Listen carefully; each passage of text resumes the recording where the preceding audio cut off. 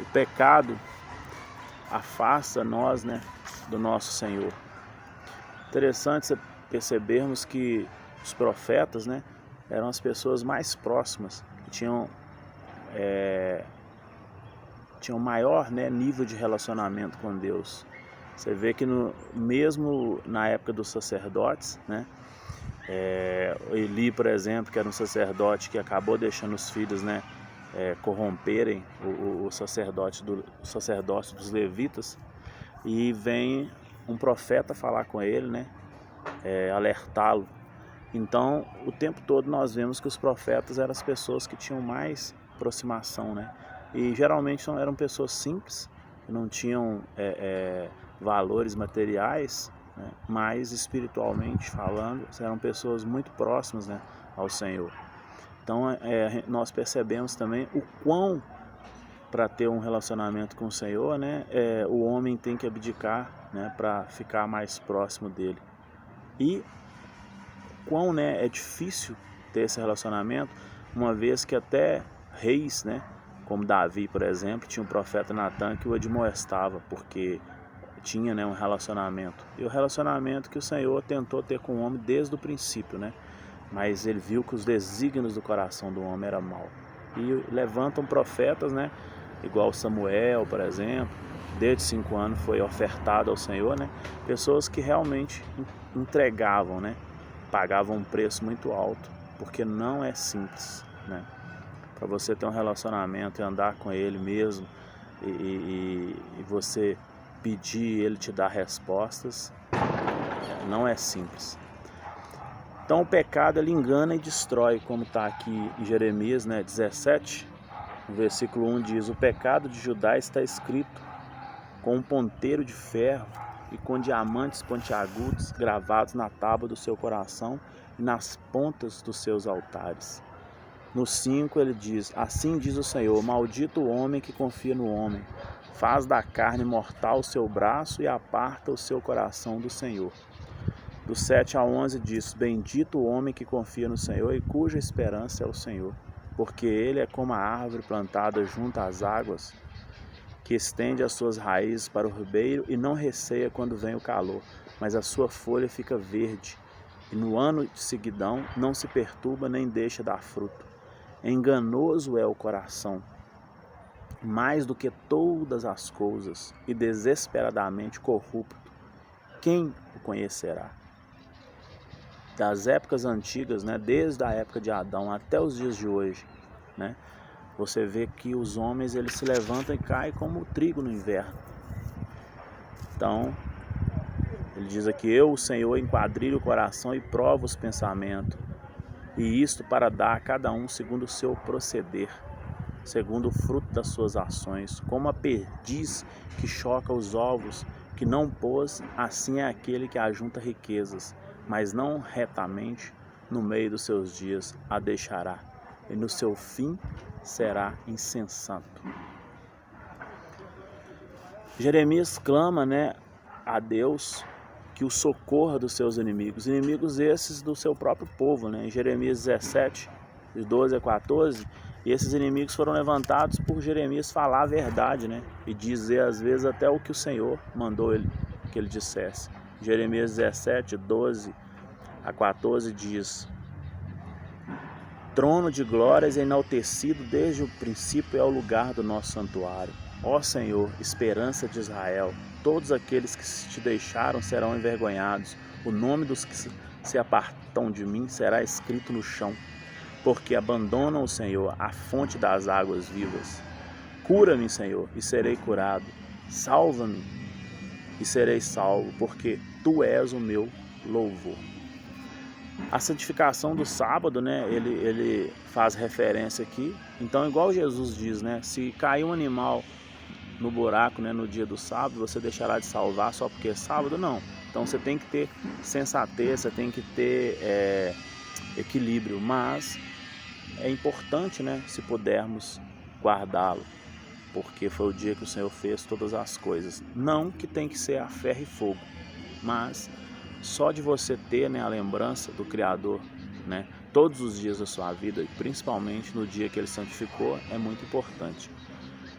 sempre tendo, né, essa sensatez de que não é uma coisa a ser seguida a ferro e fogo, né, mesmo diante de uma circunstância extrema. Jeremias 17, do 19 ao 23 diz: Assim me disse o Senhor, vai, põe-te à porta dos filhos do povo, pela qual entram e saem os reis de Judá, como também a todas as portas de Jerusalém. E dize-lhes, ouvi a palavra do Senhor, vós, reis de Judá, e todo o Judá e todos os moradores de Jerusalém que entrais por essas portas. Assim diz o Senhor, guardai-vos por amor da vossa alma. Não carregueis cargas nos dias de sábado, nem introduzais pelas portas de Jerusalém. Não tirais cargas de vossa casa no dia de sábado, nem façais obra alguma antes, santificai o dia de sábado, como ordenei aos vossos pais. Mas não atenderam, não inclinaram os ouvidos, antes endureceram a cerviz para não me ouvirem, para não receberem disciplina. E no 27 ele finaliza, mas se não me ouvirdes e por isso não santificardes o dia de sábado, e carregardes alguma carga quando entrardes pela porta de Jerusalém no dia de sábado, então acenderei fogo nas suas portas, o qual consumirá os palácios de Jerusalém, e não se apagará. Então é isso, né? A importância, né, de termos referência ao Senhor, Criador de tudo, né? Isso é mais importante do que simplesmente guardar, né, ou fazer sacrifício, ou até mesmo jejuar, se não ajudamos as órfãs e os necessitados, né? Se não tenhamos sabedoria nas nossas palavras, né? Então, em tudo tem que ter um equilíbrio. O vaso do oleiro, né, é descrito em Jeremias 18, dizendo que o Senhor pode fazer, né, restaurar o povo se o povo voltasse, né, para ele. No Jeremias 18, de 1 a 6, ele diz, palavra do Senhor que veio a Jeremias dizendo, dispõe-te e desce à casa do oleiro e lá ouvirá a minha palavra. Desci à casa do oleiro e eis que ele estava entregue à sua obra sobre as rodas. Como o vaso que o oleiro fazia de barros se lhe entregou na mão. Tornou a fazer dele outro vaso segundo bem lhe pareceu. Não, como o vaso que o oleiro fazia de barro, né, se lhe estragou na mão. E ele tornou a fazer dele outro vaso segundo bem lhe apareceu. Então veio a minha palavra do Senhor dizendo, não podereis eu fazer de vós como fez este oleiro? Eis que como barro na mão do oleiro, assim vós a minha mão, ó casa de Israel. Então ele poderia refazer, né, diante do que aconteceu com Israel. Mas eles dizem, não há esperança. Em Jeremias 17, 12, né, ele diz, mas eles dizem, não há esperança, porque andaremos consoante os nossos próprios projetos, e cada um fará segundo a dureza do seu coração maligno. Então o Senhor, ele tem poder para fazer, né, igual o vaso aqui, quebrar e fazer de novo. Porém, tem que saber se o homem, né, está apto a decidir, né, a entregar para que o Senhor faça isso. E o profeta ora contra os seus inimigos em Jeremias 18, de 18 a 19, né? Ele ora dizendo, então disseram, vinde e forjemos projeto contra Jeremias. Então o povo, ao ser admoestado, em vez de eles se voltarem para o Senhor, eles quiseram acabar com Jeremias, né? Porquanto não há de falar a lei ao sacerdote, nem o conselho ao sábio, nem a palavra ao profeta. Vinde, firamos-lo com a língua e não atendamos a nenhuma das suas palavras. Olha para mim, Senhor, e ouve a voz dos que contendem comigo. Então Jeremias pedindo, né, para o Senhor olhar por ele, porque o povo contendia-se com ele. Do 22 ao 23 ele diz, ouça-se o clamor de suas casas quando trouxeres bandos sobre eles de repente, porquanto abriram covas para prender-me e puseram armadilha aos meus pés. Mas tu, ó Senhor, sabe de todo o seu conselho contra mim, para matar-me, conselho do povo, né? Não lhes perdoe a iniquidade, nem lhes apague o pecado de diante da sua face, mas sejam derribados diante de ti. Age contra eles no tempo da sua ira. E agora nós temos a botija quebrada, né? Jeremias 19, de 1 a 7, que diz, assim diz o Senhor, vai, compra uma botija de oleiro e leva contigo alguns dos anciões do povo e dos anciões do sacerdote.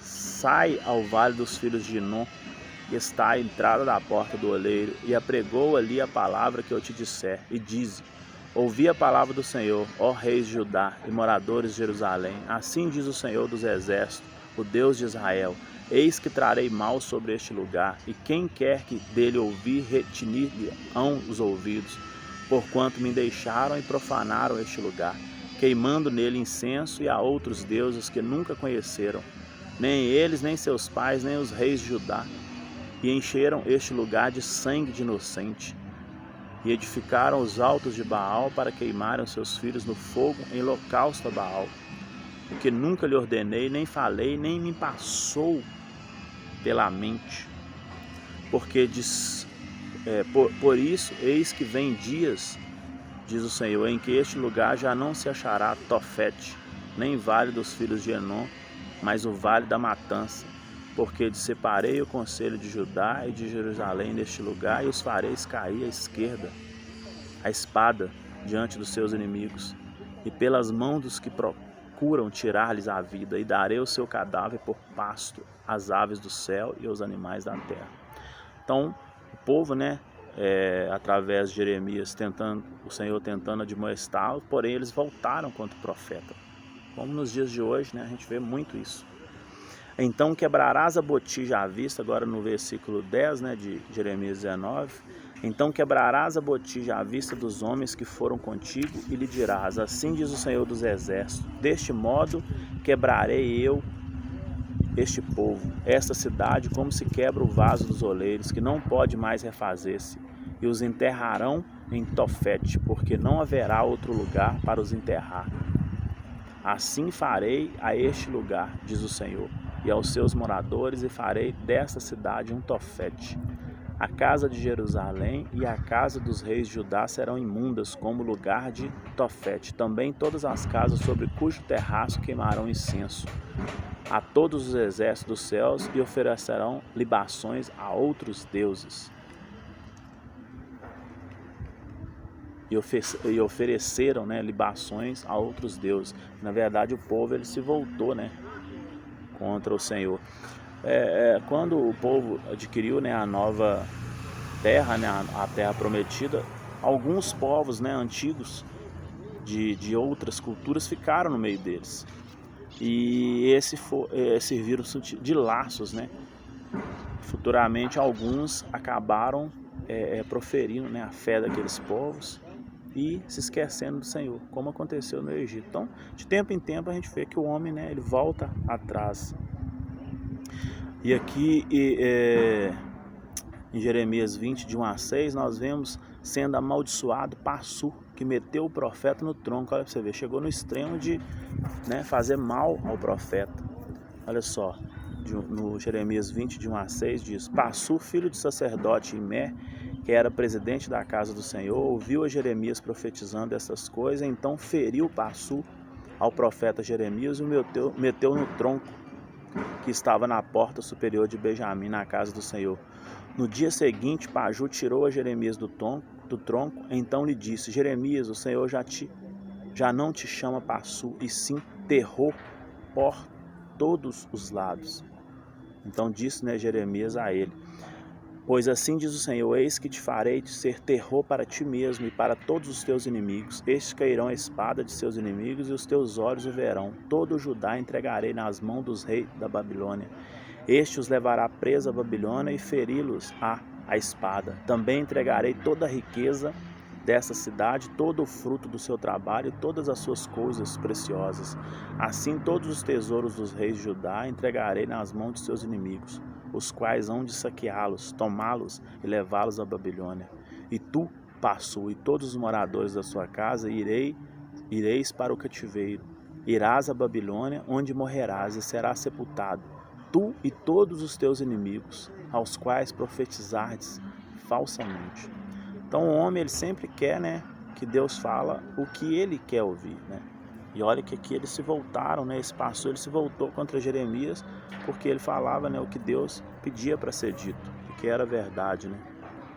E nós vemos agora o lamento do profeta em Jeremias 20, de 7 a 13, que diz: Persuadiste-me, ó Senhor,